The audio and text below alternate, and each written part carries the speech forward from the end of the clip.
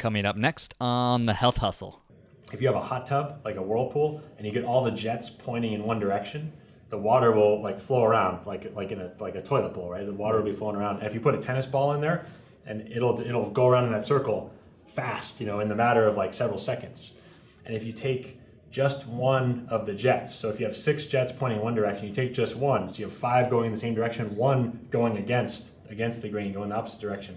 That what was a whirlpool flowing around will just become like a flicker, a shadow of its former self. It'll be so slow. So that same tennis ball, to complete the loop, now might take a full minute instead of like a few seconds. And so for a team, if you have just one person pointing in the opposite direction, that can have a disproportionately negative effect on the entire team. So the morale, the engagement, the kind of dynamic of the team overall, I've learned, is so much more important than any one person.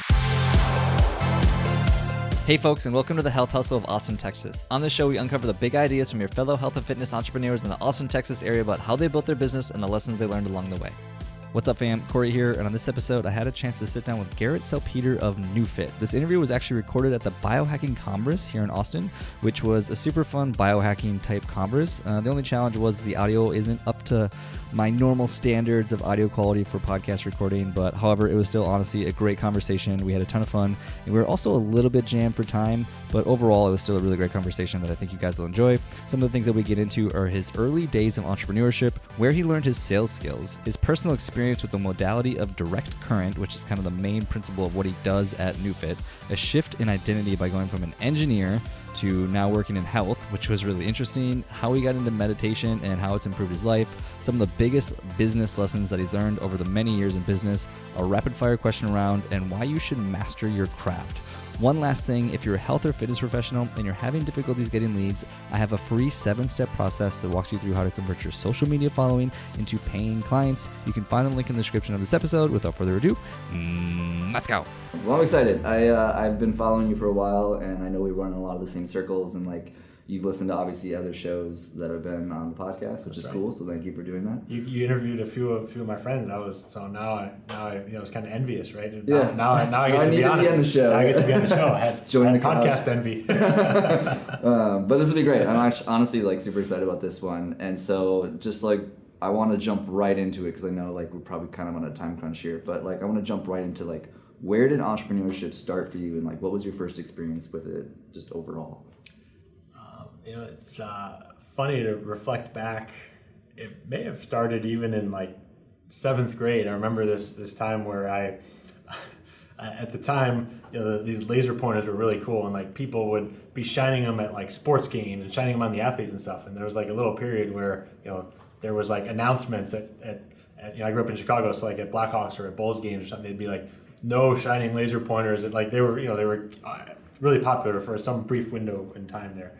And so I ordered a bunch. I went online. It was early days of the internet, right, where there wasn't a ton of like e-commerce either. But I went online and I found I could get 100 of them from China at like super low per unit cost, and then I started selling them to my classmates in school and making a profit. And the principal found out and I got in trouble. Totally. And the principal brought my mom in and was like, "Did you know he was doing this?" And she was like, "Yeah." And the principal was like, "Well, do you know how like bad or how dangerous it is?" She's like, aren't you going to try to stop him? And she's like, "I thought it was a good business idea." Right. Yeah, I can totally relate to that because I remember actually getting in trouble for having laser pointers. So I'm sure like teachers hated you because like I'm sure kids in the classroom like shining at the teacher. I know. Totally. Actually, total side note, it actually reminds me of when I was a kid. We used to like sit in my bedroom and we would like shine on my cars at night that would drive by. And one time, no joke, they saw that we were doing it. They got so mad, they went home and got a paintball gun and they came back and paintballed their house. Oh my gosh. Because we shot it with a laser pen. It was like, what the heck? Well, now I'm thinking about it, like if someone did that to me, I'd be scared because I would think it was like a laser scope on a gun or something. So I'd be terrified now. I had no concept of that at that time, but yeah, I wouldn't do it now. Now it would be like way more dangerous. Yeah. Well, that's really cool. Honestly, like I don't think a lot of people have that experience of like selling stuff young as a kid like that. So did you enjoy the experience of like doing sales as a kid then, and did you just like follow that journey at all, or where did you go with that? I guess I did. So kind of first then quote unquote real job. I mean, I had like done counseling at some hockey camps in the summers, and done some other stuff here and there. But like my first kind of real job was in college summers. I would sell Cutco knives. So I know some people have that experience, or they have the experience of someone in their neighborhood pestering them to try to buy Cutco knives, right? But I did that, and I mean, I don't think I'm like a full on sales person, but it was a great experience. Right. To have to get out of my comfort zone and share that presentation with people, and to learn some of the skills of communication, and having the courage to ask for the order or to ask for referrals and stuff like that. It was a really good experience, and I think I learned a lot.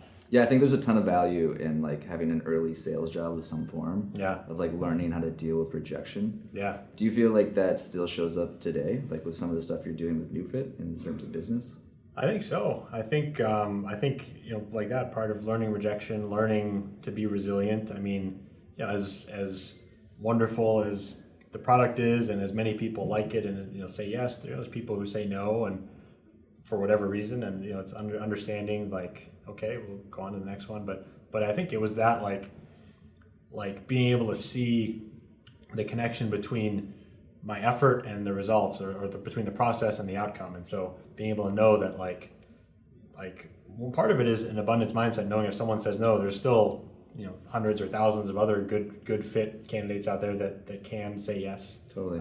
And it's also up to me or our team. Thankfully, we have a wonderful team that's doing a lot of the day-to-day activities. But knowing that we have some say in the matter, and that we can be proactive and make the effort to connect with people and share the message, and then find the ones that it resonates with, and it's great. Totally. Yeah. Before we get too deep into what you're doing with NeuFit, because I know that's going to be a super fun part of this conversation, I do want to kind of circle back a little bit of like what happened in between those days of like you were selling laser pens, and then you went on to like selling knives, and then eventually you went to college. And I do know quite a bit about your story, honestly. I do a lot of research on guests before I like start talking to them, so I know like a little bit the origin of like where NeuFit started. But what about like that interim of like between those days? Like what are those like, fill in the story of like the middle gap between there, what you were doing and what you were up to. So I talked about these two instances of sales, but as I look at the kind of through line of my life, those are fairly small blips on the radar.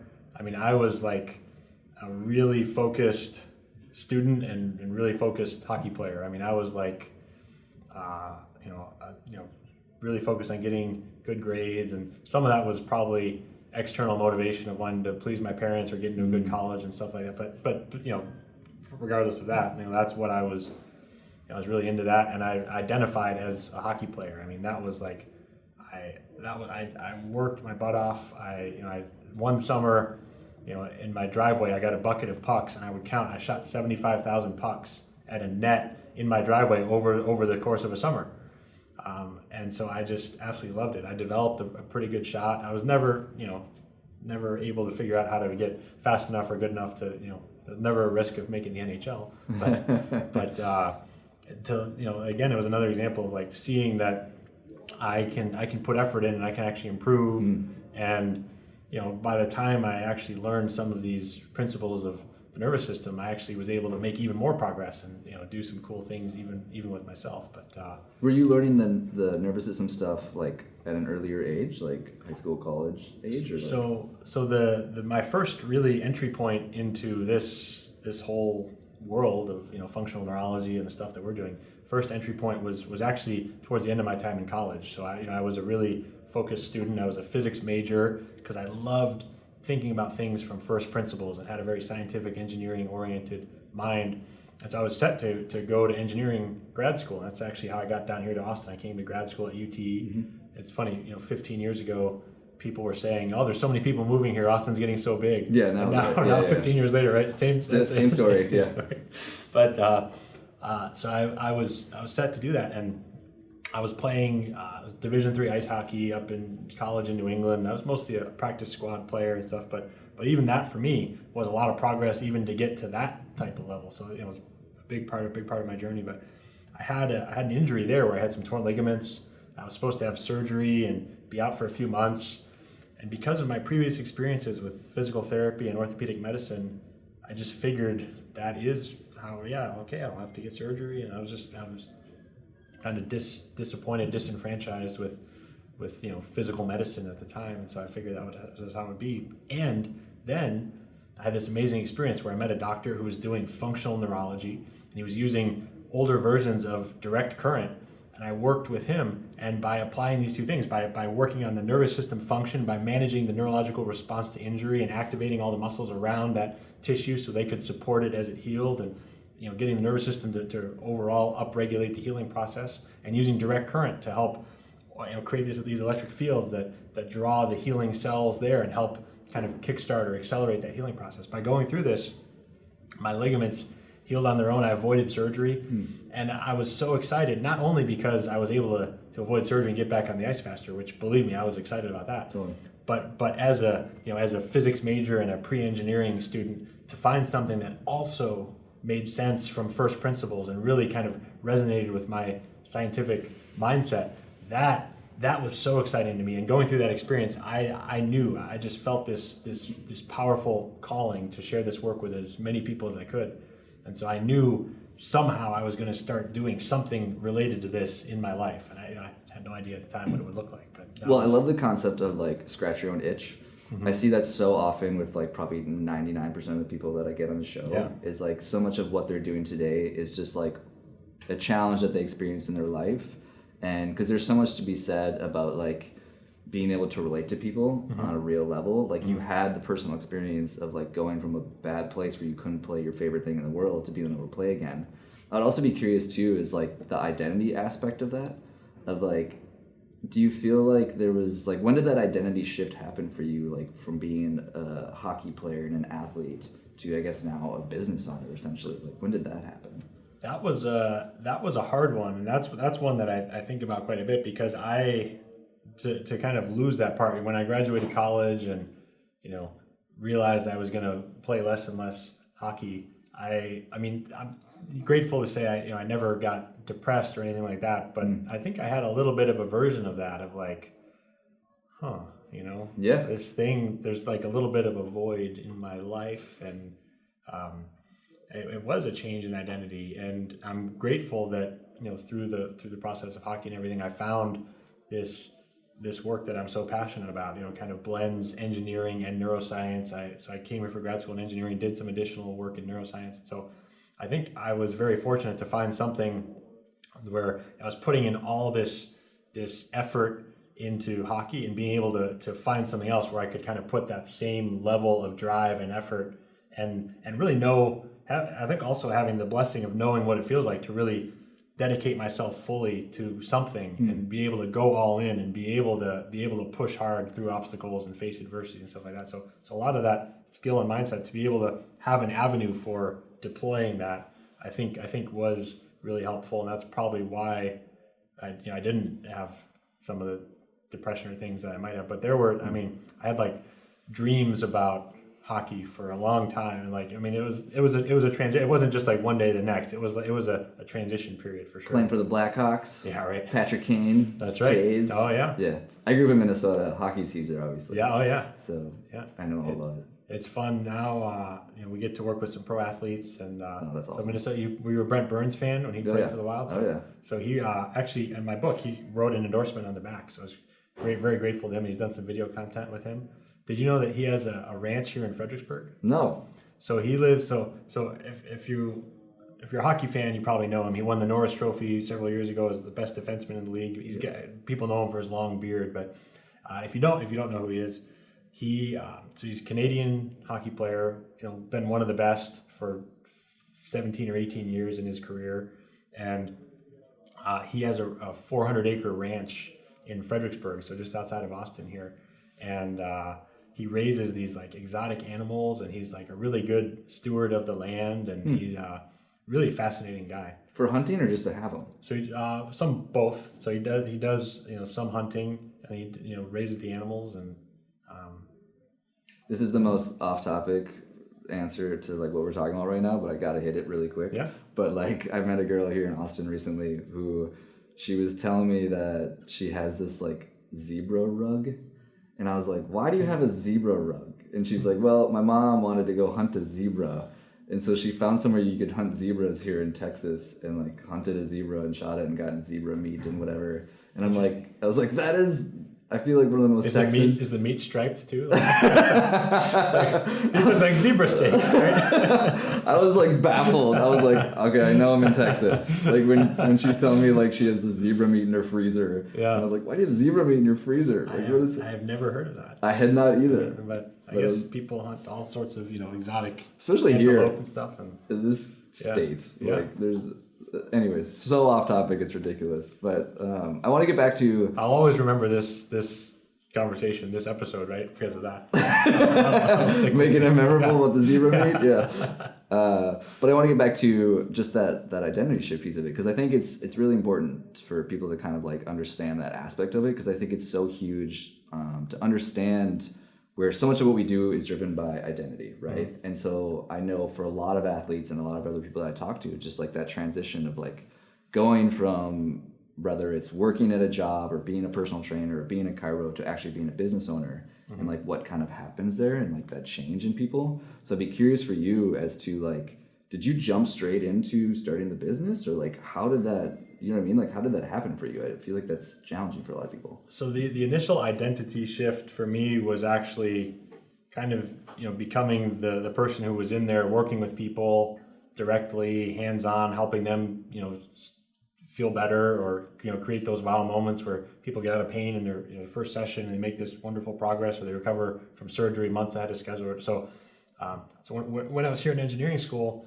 I met the chiropractor who at the time was treating the UT football team. So he had a private practice, and he'd go in there like 2 days a week, whatever, and treat them. And so I rented a 120 square foot room in his office in Rollingwood, right here off of Mopac and BK's Road. As an engineering student. So that is profound. This was my side hustle. So it was as I was finishing up my engineering.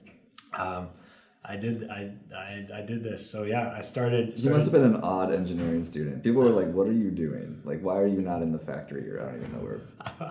I was hacking away on a computer. I don't know, like what. I was in the lab. I was the only white male in my lab. It was all Indian and Korean people. Oh, really? So I was a bit of an odd duck already. Okay. Right? So going to the chiro clinic was like, all right, whatever. I guess. We like that you're not duck though. So just want to preface that. But. So I started treating people out of there, and I'd collaborate a little bit with this chiropractor, and I was not, I'm obviously not a PT or OT like you were. I not a clinician, but I was working under his oversight, so everything was good. And I started using just like old school direct current, and so we couldn't turn it up as high. There's a lot of limitations, but applying these principles of functional neurology and direct current. My first summer when I was in engineering school, when I was supposed to be in the lab here working, I went and did an apprenticeship with this doctor that had helped me, and just really wanted to dive in and learn more about the functional neurology side. So then when I came back from that, I was like, okay, I gotta start doing this. So I was in there working with people, and then originally it was a PhD program. I ended up pivoting and just leaving early with my master's because I found out this is what I want to be doing. And so I was doing this, for 5 or 6 years, actually being in there treating people, and it was so rewarding, so amazing. And I started to identify as like the practitioner, the hands-on guy who was doing that. So that was kind of where I first really got to deploy that drive and that passion and that enthusiasm. Totally. So I was working on that, and then over those 6 or 7 years, I kind of call that like my laboratory period. I then moved down in the same office building down into the dungeon, so it was a little bit of a bigger office right underneath the chiropractor's office. So from 120 square feet to 600 square feet maybe, but it had no windows. So it was literally like this. Come to my dungeon. It was like this room in the office that they were like storing a bunch of stuff. So I asked the landlord one day, I was like, hey, is that for rent? And they were like, sure. Oh my gosh. So I had to expand a little bit. And during that time, hired another guy to start working and taking on some sessions and stuff. But for a few years, I was talking to people on the phone, answering calls, making appointments, accepting payment, running sessions, like literally doing a one-man shop. And over time, it was amazing that it grew, and we get referrals, and had to hire another person, and it was wonderful.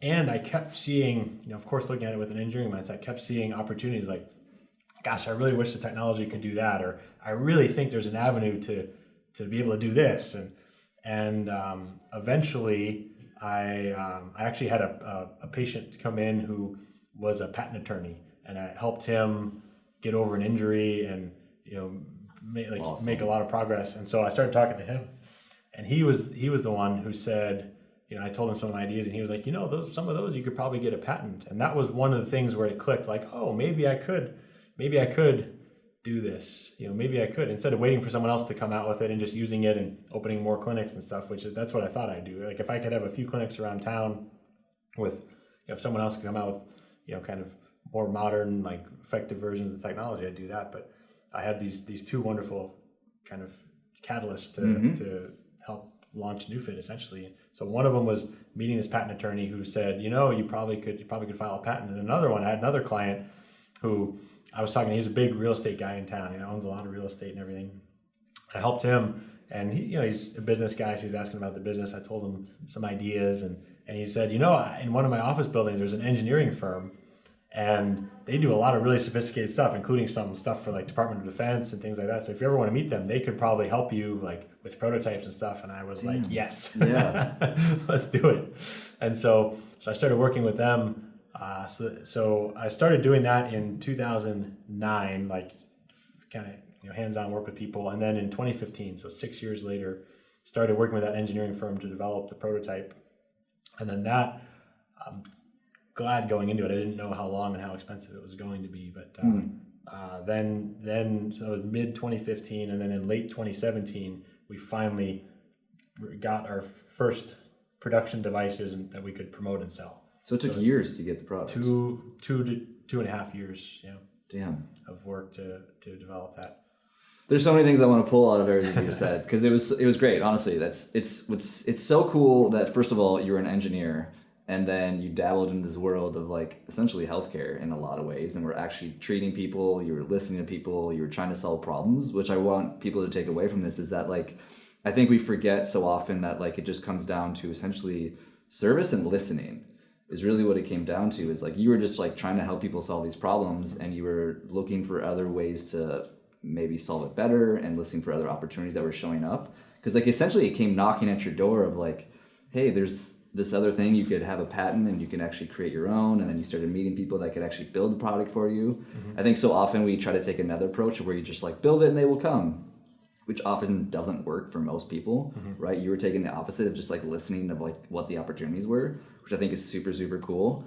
And the other thing too that I want to pull out of that is like just the consistency of it. Like I think you said you were doing it for 7 years or something like that? Yeah.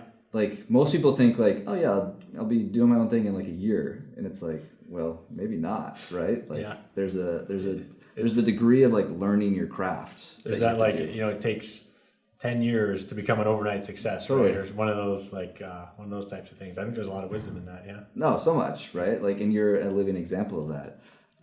Okay, so after the couple years of like actually getting the actual device to start using on people, like, did you just start like trialing it? Like, how did you even figure out how to start using this thing?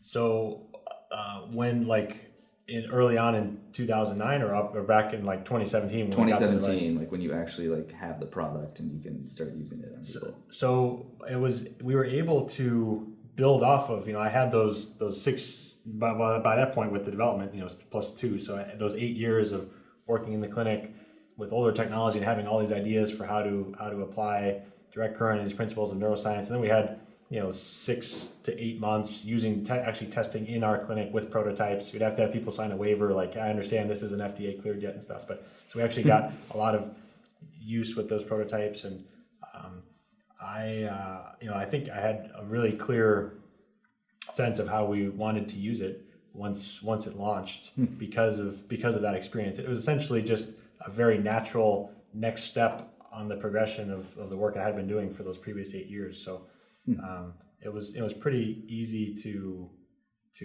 switch from using something antiquated to using our version of it. It was direct current, and just had more of what we wanted. It was like we could finally like take the governor off and go full speed, or whatever the metaphor is. Yeah. This might sound like a random question, but I'll preface why I'm asking it. And my question essentially is like, do you think that you have an addictive personality at all? And the reason that I asked that is like, I was actually with a couple buddies last night at Austin Proper, and we all kind of like resonated. At the Peacock? Yeah. Oh, I love that place. Oh my gosh. Great vibes, for the record. Yeah. Like very cool people.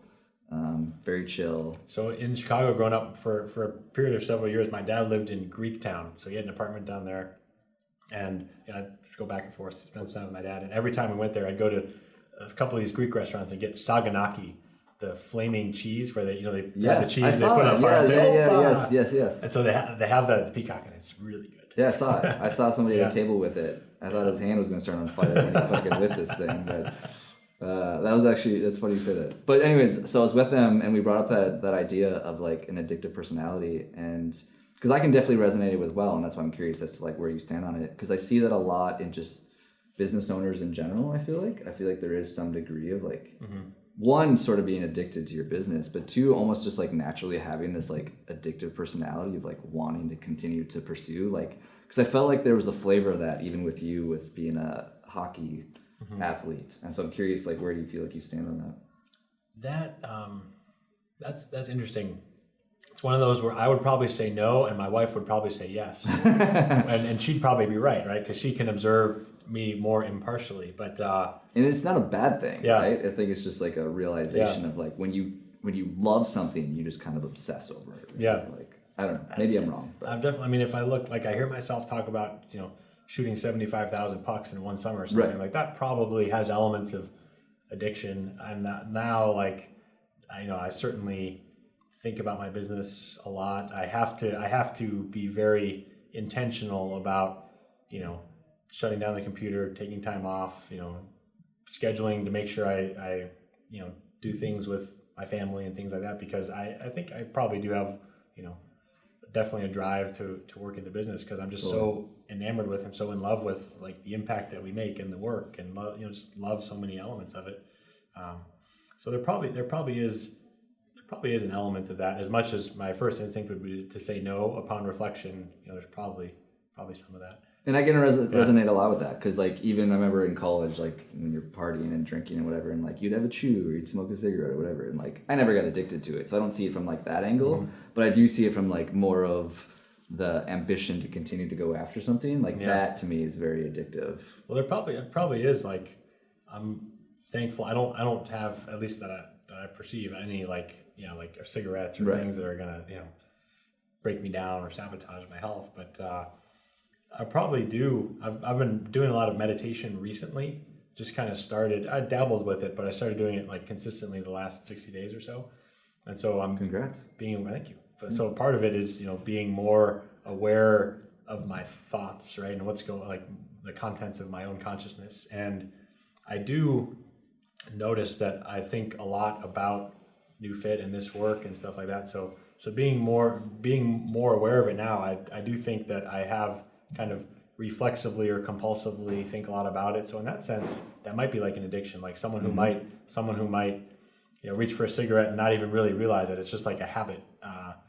For me, thinking about work or checking my email or something like that, that's one thing I've done during this process. I started tracking how many times I opened email during the day. I think that was an addiction. 50, 100? What do you it was 50 or more. But then when I started tracking it, then I got it less than 10. Yep. And oh my God, that changed my life for the better. That was such a relief to be like 5 or fewer times checking my email during the day.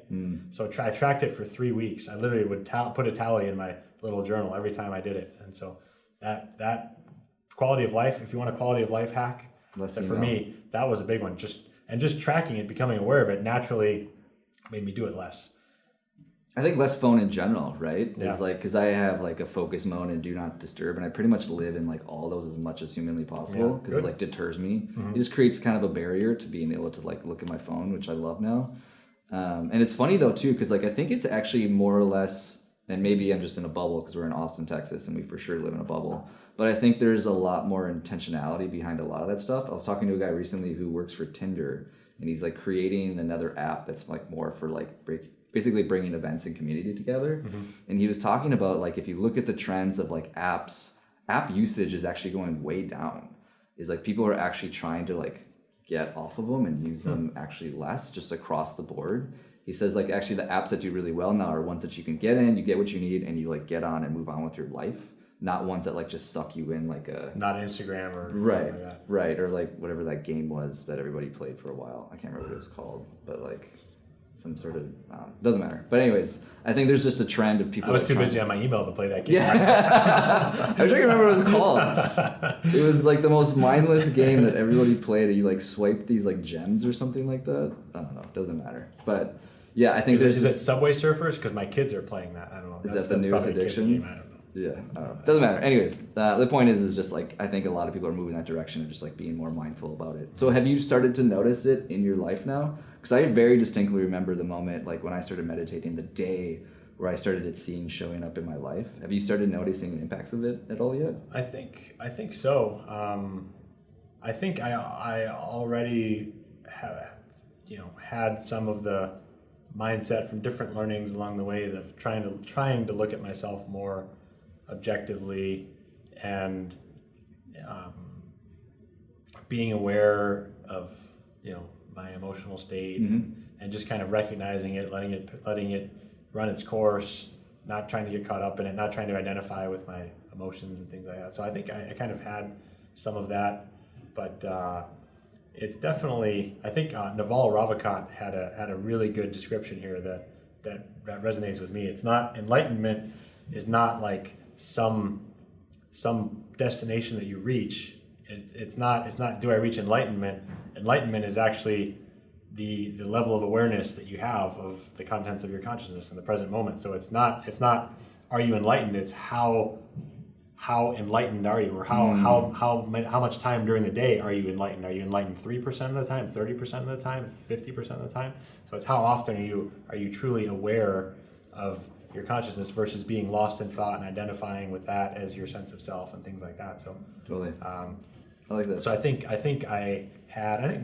most people do. I think I probably had a percentage of time already. And then I think since I've been formally more regularly practicing meditating, that percentage of time has increased. Totally. Yeah, I would associate it to like the difference between like a light switch versus like the dimming of the light, I would say. It's not something you turn on or off, it's just basically how bright the light is. And so you're saying your light is essentially a little bit brighter. Yeah. You're a little bit more aware of the day-to-days. Yeah. Yeah. For sure. Side note, I was on a walk on Auditorium Shores Trail the other day, and this random girl. So what do you use to meditate? Let me ask that first. I've been using the Waking Up by Sam Harris. Love Sam Harris. Yeah. Side note. But have you ever heard of Insight Timer? It's another common. No. Anyways, it's another common one. And I was on the trail the other day, and all of a sudden some random girl, never met her in my life, and she's like, hey, are you Corey Hibben? And I was like, do I know you? And she's like, we meditate at the same time on Insight Timer. I was like, what? Because like when you... that's amazing. It was fascinating. And I was like, what? Because like when you meditate on this app, when you're done, it'll show you like people around you that also use the app like in your community, and it's like a headshot of like all these other people.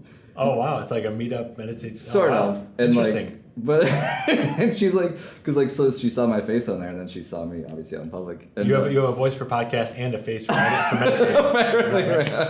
I was blown away. It's one of the reasons I love this town though, is because like there's over 1 million people here, but at the same time it feels very just like small town. Yeah. Like you run into people that you know all the time, sure. which is what I love about it. Yeah. But anyways, I'm gonna get back to you. So, NeuFit. Let's get into that a little bit.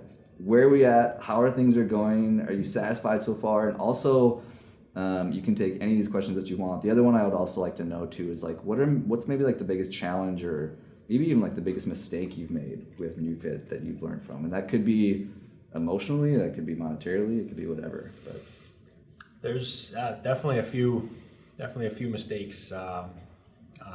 So in terms of where we are, we've had our device out. So as we're sitting here in early 2023, we've had the newbie out for sale, officially for about 5.5 years.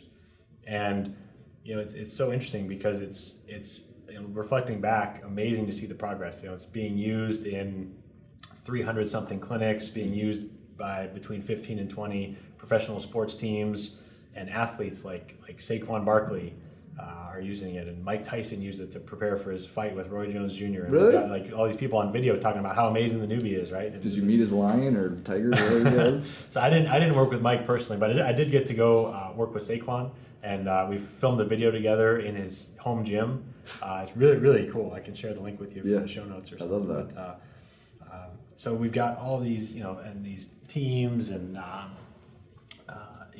just really wonderful progress in universities using it. Our director of sports medicine for NeuFit was full-time at University of Texas here with the athletic department and still treats athletes there. So, reflecting back, really wonderful progress, and it's been amazing to see people are able to take this work that we were doing here and not only get those same types of outcomes with new people that we'd never reach, but also start to work with new populations and different types of things, and we can collaborate and learn even more together and run studies together. And, so there's like this, we call it NeuFit Nation.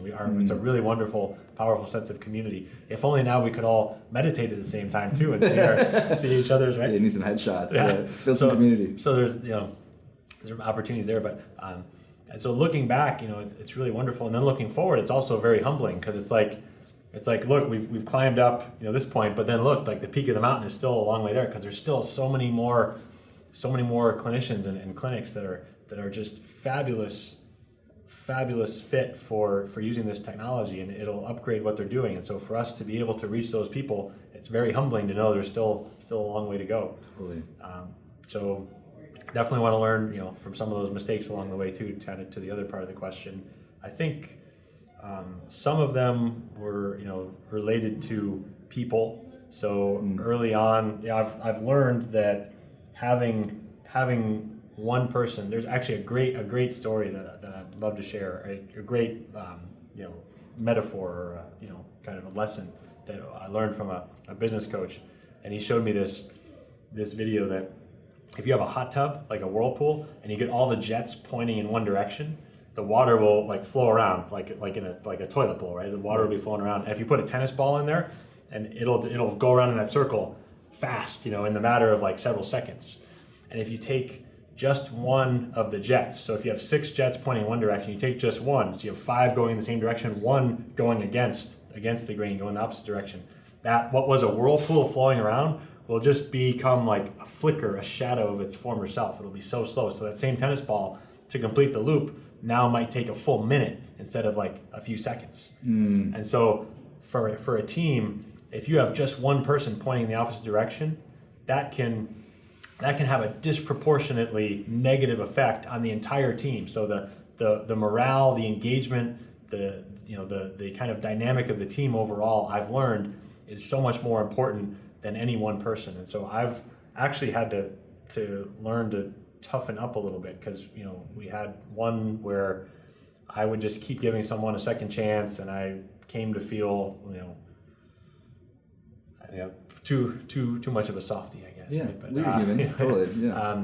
But that was one, and then just so now that we've learned, we hire for cultural fit, and are really more intentional about that. We'd rather have someone who's a good cultural fit and then teach them our stuff, or right, someone who's open-minded and growth-minded and can learn and is a good cultural fit is way more valuable than someone who might already come in with all the skills but is going to be is going to kind of sabotage the team dynamic, right? Like that team dynamic, I've learned, is more important than everything else. So that's definitely a lesson.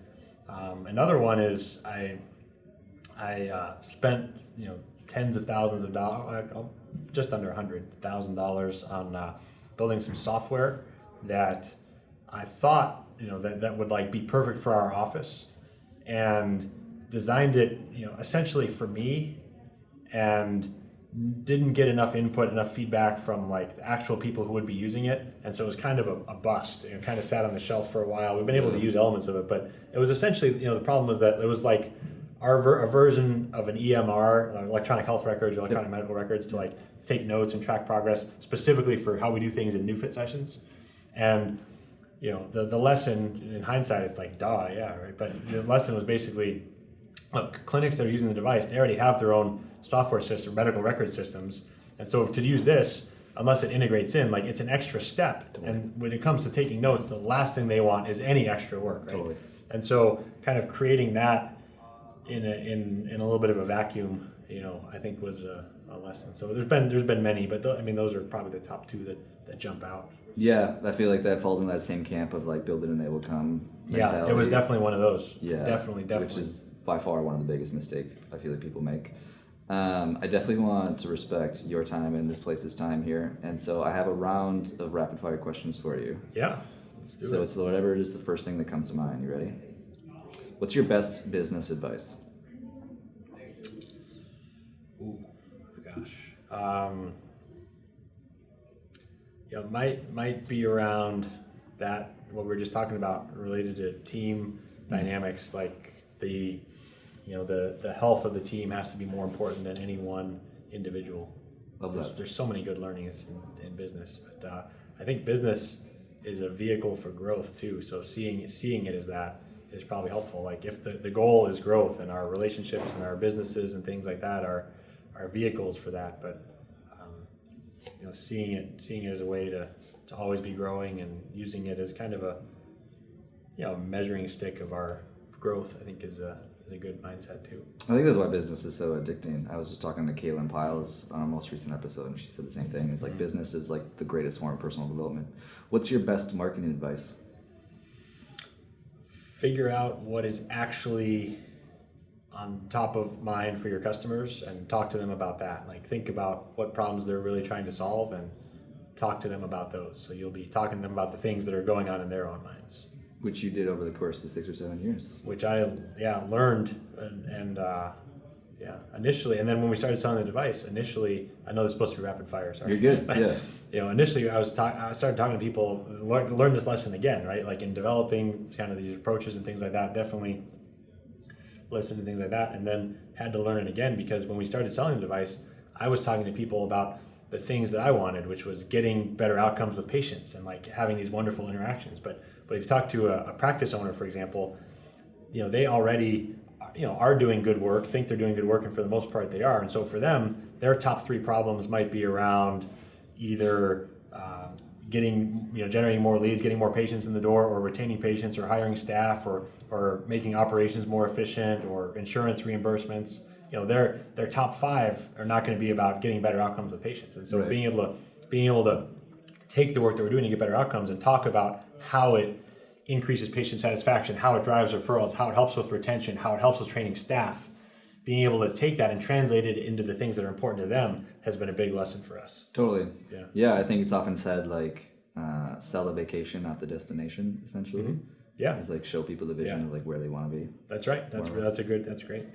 What's your favorite part about entrepreneurship?